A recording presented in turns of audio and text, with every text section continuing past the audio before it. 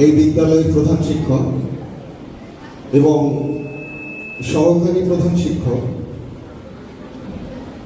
সবাইকে ধন্যবাদ জানিয়ে মঞ্চের সামনে আমার বন্ধুসহ শিক্ষকদের এবং আমার প্রিয় ছাত্রছাত্রীদের ধন্যবাদ জানিয়ে আমি আজকের এই দিনের তাৎপর্য সম্পর্কে দু একটি কথাই বলব। কেননা তোমাদের ইতিহাস শিক্ষক অতনু স্যার অনেকটাই বলে দিয়েছে। ওই একই কথা আমি আর বলতে চাইছি না। আমি যে জায়গাটায় ফোকাস করতে চাইছি, নির্দিষ্ট একটা সময় 1937 থেকে 1947 আমার আলোচনাটা এই দিকেই রাখতে চাই। আর ভারতবর্ষ সূর্যের আরেক নাম, আমরা রয়েছি সূর্যের দেশে, একটি অসাধারণ, ওটা সঙ্গীত নয়, আমাদের অন্তরের কথা।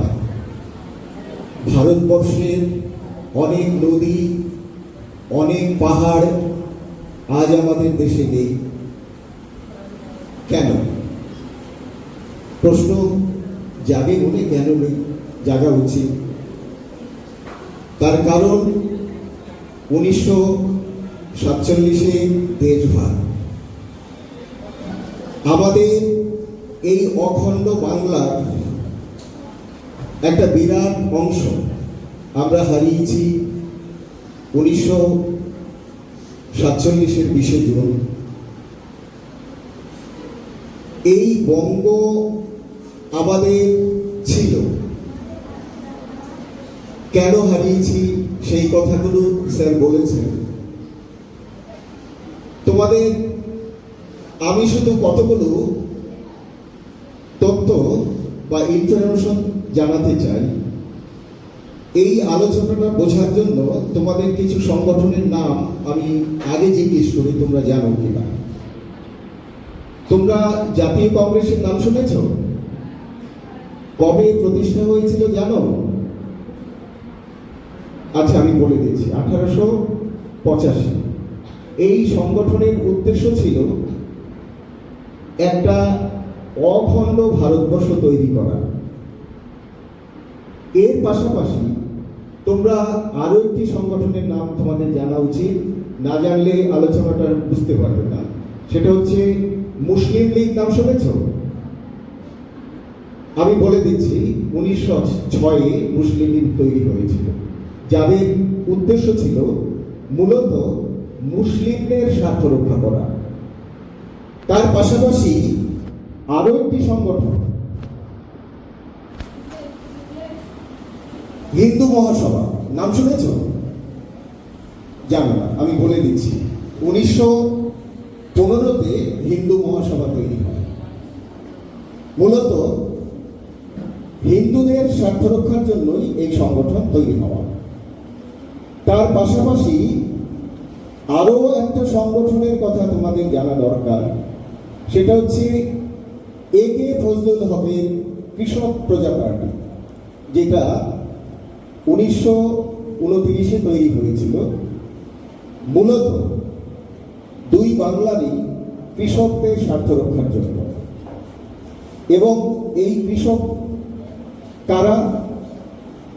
হিন্দু মুসলিম দুই সম্প্রদায়ের মধ্যে যারা কৃষক, তাদের হয়ে এই দল আন্দোলন করত। অর্থাৎ এদের একটা বিখ্যাত স্লোগানও ছিল, লাঙল যার জমি তার।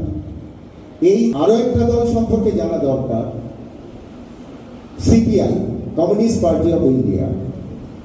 এদের লক্ষ্যটা ছিল মূলত ভারতবর্ষে খেটে খাওয়া শ্রমিক, কৃষক, এদেরকে ঐক্যবদ্ধ করে সাধারণ মানুষের মুক্তি লাভের চেষ্টা করা।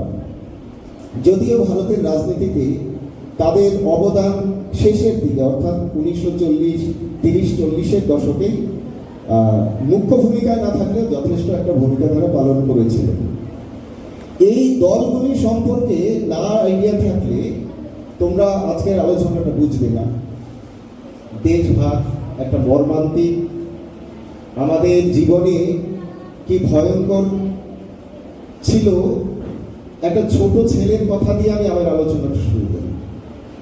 তোমরা এই বয়সের ছেলেমেয়েরা দেশভাগের জাস্ট পরপরই পূর্ববঙ্গ থেকে যে বিশাল স্রোত আসছিল, তার বয়স ওই 4-5 বছর হবে। এই ছেলেটি পরবর্তীকালে বড় হয়ে নাভি কোম্পানির অফিসার হয়েছে, কিন্তু তার দুঃখ ছিল যে দেশে যে জন্মেছিল সেই দেশে আর সে কখনো ফিরতে পারেনি। পরবর্তীকালে তার রচনার একটি সামান্য অংশ আমি বলছি, একটু শোনো, তারপরে আমি অন্য মূল আলোচনায় যাচ্ছি। আমার বয়স তখন কতই বা 4 কিংবা 5, অথচ আমার স্মৃতিকে আজও অন্ধকার করে দেয় সেই সময়কার একরাশ কালো ধোঁয়া। কুণ্ডলী পাকিয়ে যে ধোঁয়া আকাশে মিলিয়ে যাচ্ছিল। আমাদের বাড়ির শেষ প্রান্তে বড় বট গাছটার নিচে দাঁড়িয়ে সবাই ভিড় করে সেই ধোঁয়া দেখছিল। আমিও মায়ের কোলে চড়ে সেই ধোঁয়া দেখছিলাম। সবাই আতঙ্কে রায়ট লাগছে, রায়ট লাগছে বলে ছুটোছুটি করছিল। এবং তার কদিন পরে সদ্য বিবাহিত দাদা বৌদির সঙ্গে আমাকে কলকাতায় পাঠিয়ে দেওয়া হয়েছিল। আমি ছেড়ে এসেছিলাম আমার মাকে, ছেড়ে এসেছিলাম বাবাকে, ছেড়ে এসেছিলাম আমাদের সেই বুড়ো বট গাছ, টিনের চালাওয়ালা, গোবর লেপা বেড়াবে ঘর, বাড়ির পেছনে পুকুর, পুকুর পাড়ের নোনা গাছ এবং আমার প্রিয় কাজলা দিদিকে। ছেড়ে এসেছিলাম আমার মাতৃভূমিকে, আমার জন্মভূমিকে। সেদিনের পর থেকে আর একদিনের জন্য আমি আর ওই জন্মভূমিতে ফিরে যেতে পারিনি, একবারের জন্য না। এখন আমার স্মৃতিতে সব কিছু ঝাপসা, সেই ঘর, সেই গাছ, সেই কাজলা দিদি, সব সব। গল্পটা এখানেই শেষ হয়। পরবর্তীকালে এই ছেলেটির মতো হাজারে হাজারে ছেলে এই বঙ্গে আশ্রয় নিয়েছে এবং তারা স্বাভাবিক জীবনে আর ফিরতে পারেনি। বহু ছেলে পথের ধারে নিজের জীবন শেষ করেছে। কেন? প্রশ্নটা আমি অতি সংক্ষেপে বলে যাই। এই পশ্চিমবঙ্গ না থাকলে আমাদের আর কোনো আশ্রয়স্থল থাকতো না। কেন? দুটি ঘটনা স্যার বলেছেন, তবু পুনরাবৃত্তি করছি। দুটি ঘটনা বাঙালি হিন্দুকে স্তব্ধ করে দিয়েছিল। এক, 1946-এর দাঙ্গা কলকাতা। 2, নোয়াখালী দাঙ্গা। এই দাঙ্গাগুলোর কোনো দরকার ছিল না, তবুও মুসলিম লীগের অনর মনোভাব, জাতীয় কংগ্রেস বা হিন্দুদের ভয় দেখানোর জন্য এই দাঙ্গাগুলি সংঘটিত করেছে। আর এর ফলে হিন্দুরা ভয় পেয়ে গেল, বাঙালি হিন্দুরা বিশেষ করে ভয় পেয়ে গেল যে একটা অখণ্ড বঙ্গদেশ, এই দেশে আমরা আদৌ থাকতে পারবো কি না। কেননা জাস্ট সংখ্যার জোরে হিন্দুরা তখন 45%, মুসলিম 55%। স্বাভাবিক গণতান্ত্রিক নিয়মে সংখ্যাগরিষ্ঠের ভোটেই ক্ষমতা দখল হয়েছিল। তাই আমরা যদি ভারতের স্বাধীনতা আন্দোলনটাকে 1757 থেকেও ধরি 1947, মাঝখানে প্রায় 190 বছর, আমরা 200 বছর ধরি। এই 200 বছরের আন্দোলনে আমরা অধিকাংশ ক্ষেত্রেই দেখব স্বাধীনতা আন্দোলনকে নেতৃত্ব দিয়েছিল বাঙালি হিন্দুরা, বিশেষ করে। পরবর্তীকালে ভারতের অন্যান্য প্রান্তের লোকজন আসছে।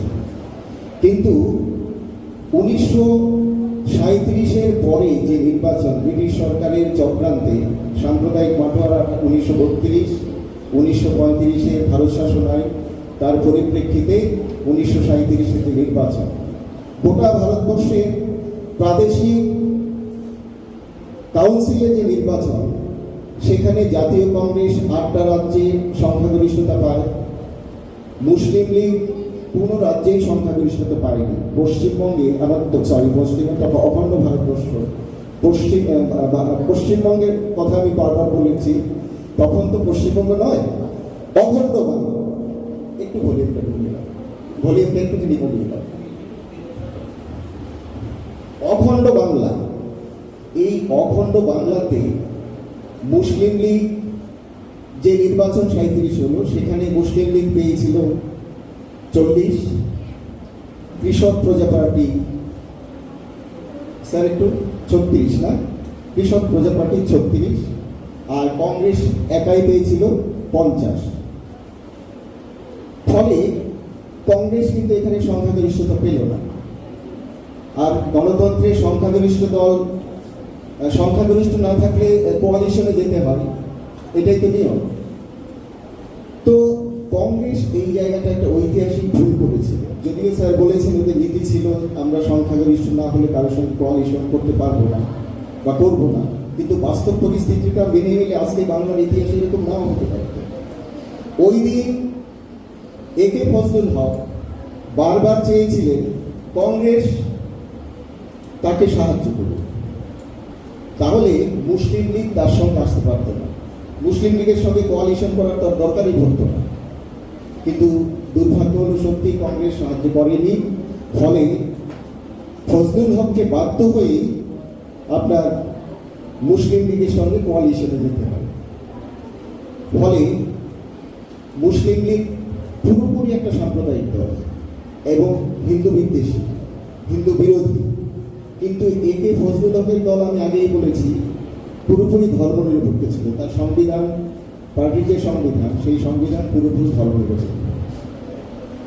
দুর্ভাগ্য আমাদের কংগ্রেসের এই জায়গায় ব্যর্থতা আগামী দিনে বাঙালি হিন্দুদের দুর্দশার কারণ হয়ে দাঁড়িয়েছিল। এবং 1941 সালে আবার, স্যার একটু বলেছেন এই জায়গাটা না বললেই নয়, 1941 সালে এই মুসলিম লীগ হকের কাছ থেকে সাপোর্টটা বা সমর্থনটা তুলে নেয়। ফলে ওই ফাঁকা জায়গাটা ডক্টর শ্যামাপ্রসাদ দখল করেন। কারণ ওর একটাই লক্ষ্য ছিল মুসলিম লীগকে একে ফজলুল হকের দল থেকে বিচ্ছিন্ন করা। এটা অনেকে বলেন তিনি সাম্প্রদায়িক মুসলিম লীগের সঙ্গে যুক্তই ছিলেন, তাই না? এটা একদম ঠিক না। ঠিক না এই সেন্সে বলছি, আপাতত দৃষ্টিতে মনে হতে পারে তিনি একে ফজলুল হকের সঙ্গে কেন যোগ দিলেন, কিন্তু তার লক্ষ্য ছিল অন্যরকম। এই একে ফজলুল হক যাতে কংগ্রেস মুসলিম লীগের সঙ্গে যুক্ত হতে না পারে, সেই জন্য এই জায়গায় তিনি জয়েন করলেন এবং আগামী 1 বছর তার সঙ্গে যথেষ্ট ভালো কাজ করলেন। এবং গোটা বাংলা তখন শান্ত ছিল, কোনো রকম সাম্প্রদায়িক গণ্ডগোল হয়নি। কিন্তু এই ভালো কাজটা করুক, এটা তৎকালীন ব্রিটিশ সরকার চায়নি। ফলে এই ব্রিটিশ সরকার প্লাস মুসলিম লীগ চায়নি। ফলে আবার এরা ঝামেলা শুরু করলো।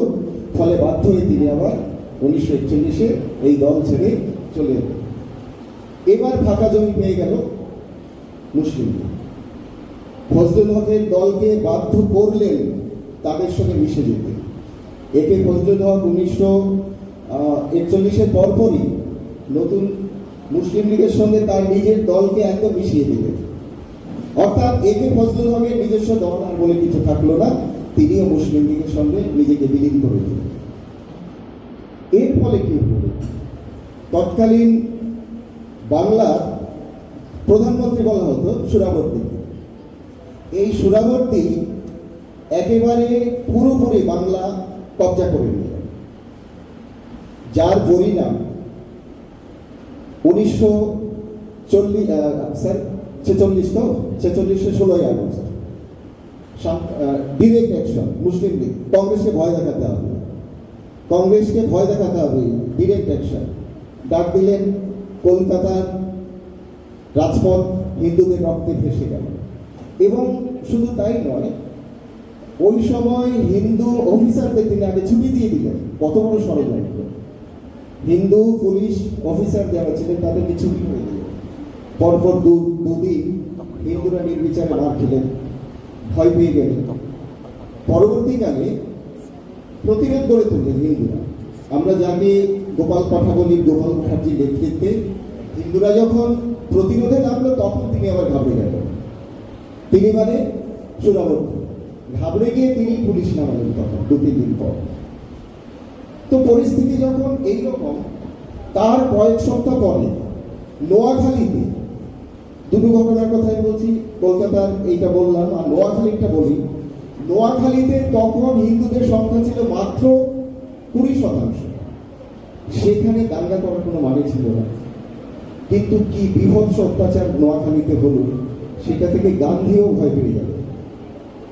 গান্ধী যখন নোয়াখালীতে গেলেন, হ্যাঁ ওখানে গিয়েও তিনি, তার সঙ্গে কিছু মহিলাও ছিলেন, তারাও ভয় পেয়ে গেলেন, তাদেরও হুমকি দিলেন যে এদের অসম্মান করা হবে। এই দুটো ঘটনা শ্যামাপ্রসাদকে বিচলিত করবে। তিনি পুরোপুরি এই সিদ্ধান্তে এলেন যে এই রকম একটা নিষ্ঠুর মানসিকতা সম্পন্ন দলের আন্ডারে যদি অখণ্ড বাংলা থাকে, তাহলে এখানে হিন্দুদের ভবিষ্যৎ একেবারে অনিশ্চিত হয়ে যাবে। এরই পরিপ্রেক্ষিতে শ্যামাপ্রসাদ এই প্রথম বিভক্ত বাংলার কথা বললেন। এই ক্ষেত্রে তিনি যত জায়গায় চিঠি চালাচালি করেছেন, আমাদের একেবারে ইংল্যান্ড থেকে শুরু করে তৎকালীন ভারতের যে গভর্নর জেনারেল মাউন্টব্যাটেন, তারপরে জওহরলাল নেহরু, প্যাটেল, সবাইকে তিনি চিঠি দিয়েছেন। নিজের বক্তব্য সরাসরি বলেছেন যে বাংলা ভাগ দরকার, অখণ্ড বাংলা কখনোই সরাসরি পাকিস্তানের সঙ্গে যুক্ত হতে পারে না, তাহলে এখানে হিন্দুদের অস্তিত্ব বিপন্ন। এটা তিনি বোঝাতে পেরেছেন। তৎকালীন জাতীয় নেতৃবৃন্দ প্লাস ব্রিটিশ শাসকদেরও বোঝাতে সক্ষম হয়েছিল, কিন্তু বোঝাতে সক্ষম হননি কিছু কিছু কংগ্রেসী নেতাদের, বিশেষ করে সুভাষচন্দ্র বসুর দাদা স্যার শরৎচন্দ্র বসু। তিনি কি করবেন? তিনি এই সুরাবর্তীর সঙ্গে এক অখণ্ড স্বাধীন বাংলার কথা ভাবলেন। অখণ্ড স্বাধীন বাংলা মানে বুঝেছেন তো, যেখানে আরো একটা স্বাধীন দেশ তৈরি হবে, ভারতের পাশে স্বাধীন একটি দেশ তৈরি হবে। সেই দেশে হিন্দু আর মুসলিম পাশাপাশি থাকতে পারবে, যেহেতু সংখ্যায় কিন্তু হিন্দুরা পিছিয়ে। গণতান্ত্রিক ব্যবস্থায় আমরা তো পরপর দুটো ঘটনা দেখে বুঝে ফেলেছি যে এখানে হিন্দুদের অস্তিত্ব বিপন্ন। 1946-এর দাঙ্গা, আবার নোয়াখালীর দাঙ্গা, এই দুটো জায়গায় সুরাবর্তীকে চিনে ফেলেছি আমরা। তো এই সুরাবর্তীর সঙ্গে আমরা আগামী দিনে অখণ্ড বাংলা তৈরি করে কি লাভ? আমাদের নিজস্ব সংস্কৃতি নষ্ট হবে। এই ভাবনা থেকে, শুধু তাই নয়, দেখুন অলরেডি তারা একটা সংবিধান পরিষদ তখন করে ফেলেছিল।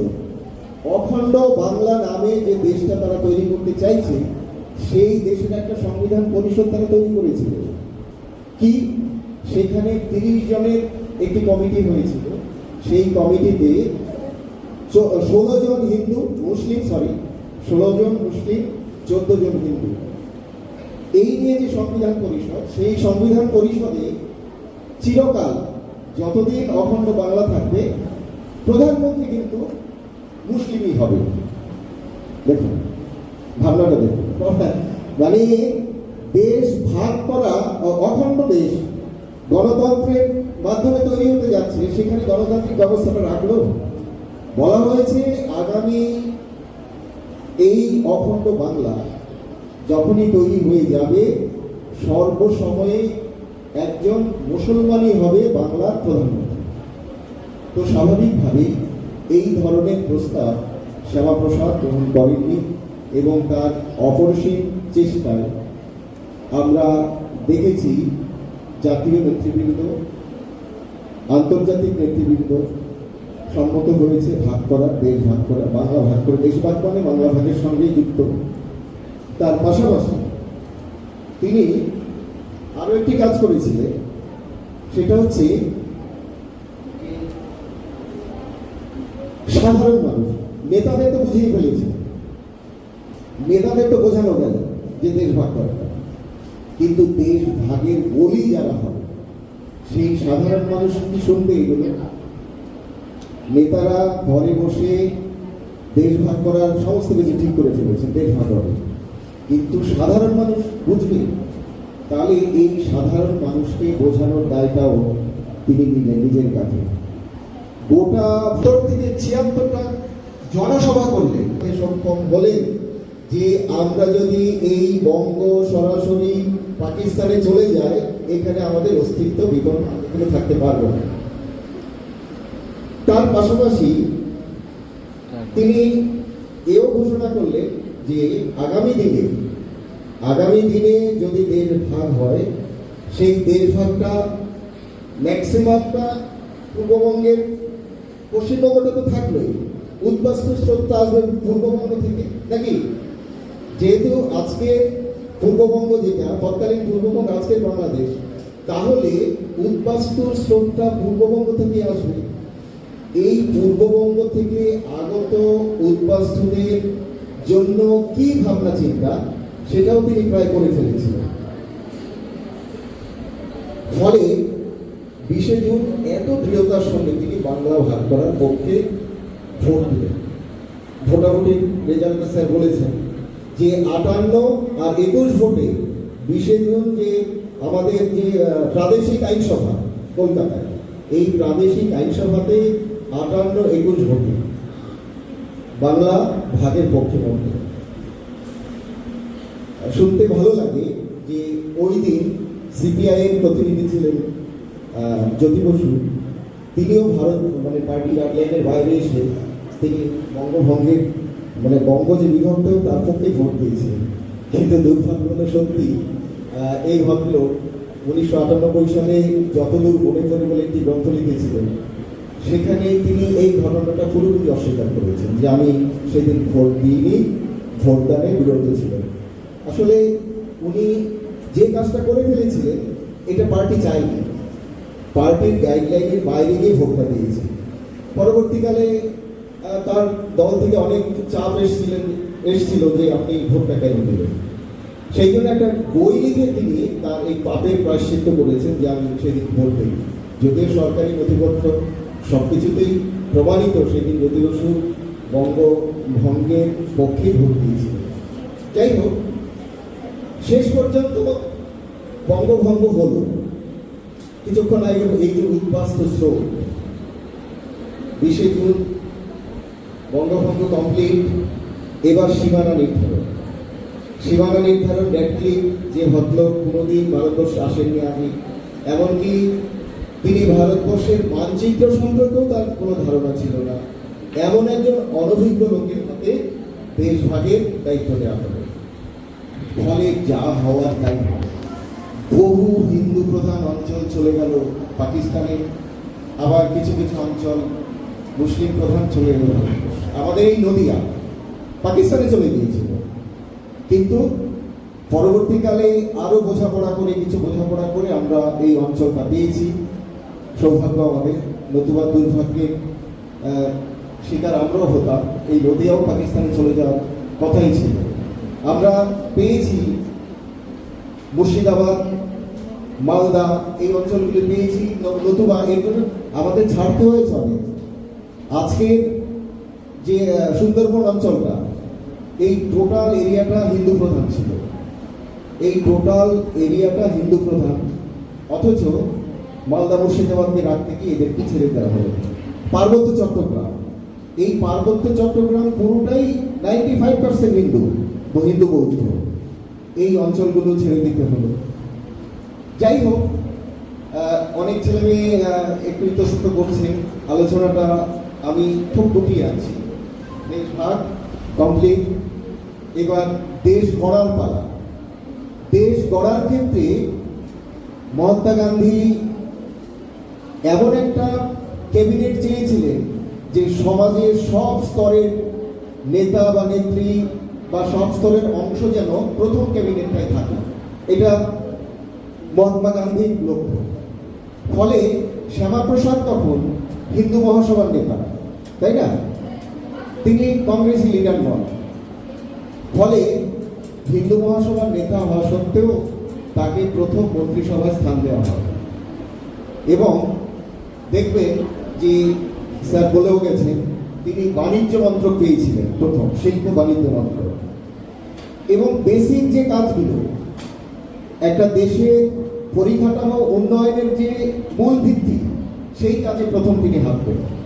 আমাদের এই চিত্তরঞ্জনে লোকোমোটিভ, যেটা রেল ইঞ্জিন তৈরি কারখানা, সিন্দ্রিতে সার কারখানা, এই প্রকল্পগুলোর মাধ্যমে তিনি কৃষি শিল্প এই দুটোকে এক করে ভারতের অর্থনীতির উন্নতি ঘটানোর চেষ্টা তিনি করেছিলেন।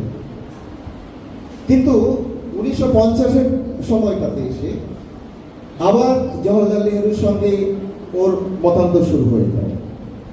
50 মানে উদ্বাস্তুর স্রোত ভয়ঙ্কর রকমের পূর্ববঙ্গ থেকে আসছে পশ্চিমবঙ্গের দিকে, আমাদের এই রানাঘাট কুপারস্থান, এখানেও মানে সব থেকে বড় উদ্বাস্তু ক্যাম্প ছিল এখানে, এই রানাঘাট কুপারস্থান। এই উদ্বাস্তুদের আগমন নিয়ে উনি একটা জায়গায়, উনি মানে ভারতের তৎকালীন প্রধানমন্ত্রী, ভীষণ বিরক্ত প্রকাশ করেছিলেন। বিরক্তটা কি, ওদেরকে ভারতীয় নাগরিক বলেই তিনি অস্বীকার করেছিলেন।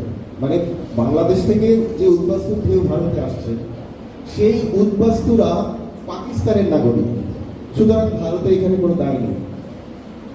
কত বড় অপরাধমূলক কথা! দেশ ভাগ হয়েছে, বলাই ছিল যে যতদিন উদ্বাস্তুরা এখানে আসবে তারা ভারতের নাগরিকত্ব পাবে। মাত্র 47 থেকে 1950, 3 বছরের মধ্যে সমস্ত ভারতীয়, সমস্ত বাংলাদেশি এখানে আসতে পারে তৎকালীন পাকিস্তানে। কেননা আপনারা জানেন কিনা জানি না, পূর্ববঙ্গের অধিকাংশ মানুষ নিম্ন বর্ণের তপশিলি জাতি, উপজাতি। এরা জানতোই না দেশটাই ভাগ হয়ে গেছে, এখান থেকে চলে যেতে হবে, এই ধারণাটাই তাদের ছিল না। উপরন্তু তাদের নেতা যোগেন মন্ডল ওদেরকে পাকিস্তানের সঙ্গে থাকতে বলেছিল।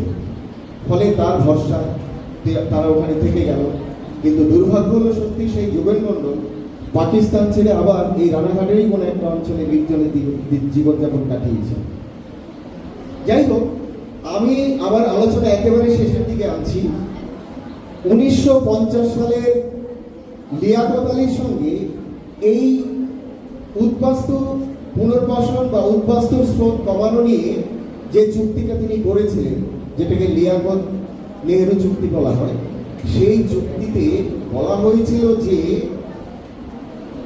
যে দেশ থেকে যারা আসবেন বা যে সম্প্রদায় যে দেশে থাকবেন, সেই দেশের লোকজন সেই দেশের সরকারের কাছে তাদের প্রতিকার চাইবে। বাংলাদেশ থেকে লাখো লাখো উদ্বাস্তু ভারতে আসছে সেই দেশের সরকারের অত্যাচারে, লক্ষ লক্ষ, তখনই 50 সালে প্রায় 50 লাখ লোক ভারতবর্ষে আশ্রয় নিয়েছে। তো সরকারি অত্যাচারে দেশ ত্যাগ করছে, ওই সরকারের কাছে প্রতিকার চাইবে, এটা হয়? মূলত এই জায়গাটার সঙ্গে বিরোধের ফলে তিনি জওহরলাল নেহরু মন্ত্রিসভা থেকে পদত্যাগ করেন। তারপর পদত্যাগ করার আগেই, পদত্যাগ করার আগেই কাশ্মীরের প্রসঙ্গটা আমি আর যাচ্ছি না, ওখানে বিস্তারিত আমি যাচ্ছি না। কাশ্মীরে যে ঘটনাটা ঘটলো 335A 1949 সালে সংবিধানের সঙ্গে জুড়ে দিলেন কি, যে কাশ্মীরে কোনো ভারতীয় পারমিশন ছাড়া প্রবেশ করতে পারবে না। 35 এতে ছিল যে কাশ্মীরের নিজস্ব বিধান থাকবে, নিজস্ব নিশান থাকবে, নিজস্ব প্রধান থাকবে। একটা দেশে সমান্তরাল দুটো সরকার, এটা মানা যায়? মানেও নেই, তিনি মানেনও। ফলে কাশ্মীরে সম্পূর্ণ আইন অমান্য করে তিনি প্রবেশ করলেন এবং তাকে কিভাবে ষড়যন্ত্র করে শেষ পর্যন্ত মেরে ফেললেন সেটা স্যার বললেন। তো এই যে তার আত্মবলিদান, সেগুলো বৃথা যায়নি। ভাবনায় যদি সত্য থাকে, ভাবনায় যদি সত্য থাকে, আজ নয় কাল সেটা প্রকাশিত হয়। তার উৎকৃষ্ট উদাহরণ 370 ভারতীয় সংবিধান থেকে উঠে গেছে, 35 উঠে গেছে। শ্যামাপ্রসাদ দেখে যেতে পারেননি, কিন্তু তার ভাবনা ঠিক ছিল যে আগামী দিনে এই ধরনের অসাংবিধানিক আইন ভারত থেকে উঠবেই, এটা তার দৃঢ় বিশ্বাস ছিল। এবং 1919 কতই আগস্ট, যাই হোক পরিসংখ্যানটা আমি চাইছি না, এই সংবিধান থেকে 35 370 উঠে তো গেল। শ্যামাপ্রসাদের চিন্তা বা দূরদর্শিতা কতটা দেখুন, যে একটা দেশে একই রকম আইন থাকবে, এটা তার ভাবনা। কিন্তু মুসলিম তোষক শেষ পর্যন্ত কাশ্মীরকে ভারত থেকে প্রায় বিচ্ছিন্ন করে দিয়েছিল। এই জায়গাটাও শেষ পর্যন্ত সত্যি প্রমাণিত হলো।